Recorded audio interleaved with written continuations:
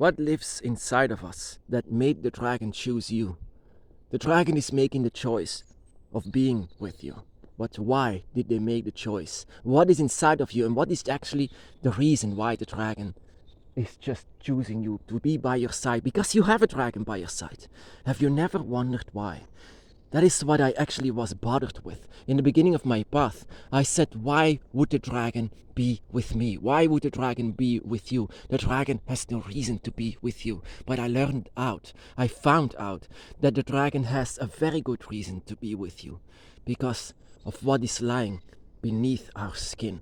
What is lying beneath our bones, our humanity. What is lying beneath it is something that I found out in a random ritual. A simple ritual that I just was, it was many years ago. I always have to use my Book of Dragon Shadows that I used to write in. You know, I am so glad that I used to write in this, because all of the things that I discovered back in the day, in the early days of my Dragon's Path, it was the most important one to remember. And I'm so glad that I made a decision of writing everything down, including this one. That I was wondering why the dragon would choose you, why the dragon would choose me, what kind of a reason is behind it. I have no interest in playing a game, and neither does the dragon. They don't want to play a game, they don't want to roleplay, and that is also why I'm afraid to talk about the dragons, especially in the beginning, because they thought that I was roleplaying. They thought that I was just pretending, but I was very serious when I said I saw a dragon, I felt a dragon, and I'm so happy to feel the dragon. It's like I've been born again or something like this. It was just the same feeling that I was alive again, but new, with new eyes, with new abilities, with new everything. I could see the world with different eyes. I could see everything with different eyes, and I could feel with different body as well of what is lying beneath your hand, what is underneath your skin. What is it that made the dragon choose you? I made this ritual where I was actually I do rituals just whatever I'm feeling, and that is also what you should do whenever you do a ritual. Don't find out or don't look up how you should do a ritual for the dragon. Just do whatever you want. Just do whatever you feel, because that is what the dragon wants. The dragon wants you and you alone. Whenever you want to do a ritual, keep in mind, just let your body take the lead, everything what is beneath it. And that is just when I found out what is lying beneath our skin inside of this ritual, that I was just actually saying to the dragon, do whatever you want with me. And the dragon was actually the dragon was actually pulling something out of the body, pulling something, and it was like your gut is being torn out of your belly, but it doesn't hurt, but it's just a strange feeling, very strange. It's like I was between consciousness and unconsciousness. I was seeing things in between. That is intense meditation that I had. And once I woke up from my meditation, I immediately wrote it down on my Book of Dragon Shadows. That I was an empty book, of course. That I was losing something, and I could see with two different pair of eyes. The one that is just paralyzed, and the one that is coming closer to the statue on my dragon's altar. That I could see these eyes were the eyes that were very new in 2005 when I had my awakening. These were the eyes that was awakened. These were the eyes that was now separated from my humanity. So what does it mean? In the beginning, I didn't know what does it mean. I didn't want to know actually what it means. What is lying in our skin, and that is also people on the dragon's path often call themselves people that are actually dragons. Well, actually, I didn't want to find out, and I was I was very, very humble. Whenever the dragon came, I bowed down. Even though the dragon said, don't kneel, I still do it to this day. Because no one in the world deserves it better than the dragon to be kneeled down before. They are the kings and the queens, and I'm just a human. And I'm actually, and I shouldn't, because they said it always, but I actually am ashamed every day. And that is why I don't want to actually accept what the dragon has shown me that evening. And that is when in consciousness and unconsciousness, I left my hand like this, and I saw a dragon's claw, and I saw it was a brown color, and I said, oh no.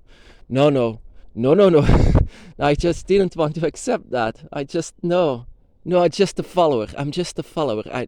Why are you just a follower? It was actually very intense, also very emotional, that moment. I'm not that an emotional guy, actually, but when I'm in the dragon's path, sometimes some things happen when I lose a tear. And this was once again a moment that I realized, is this what you want to say? That I'm connected to you because of this? Because I'm born with this.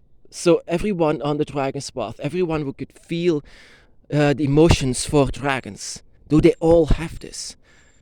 And yes, they have this, but some are not awakened. Some are just asleep, for half asleep, or some are just awakened. And when they are completely awakened, they cannot shut up about the dragon, because it's where they are home, it's where they belong.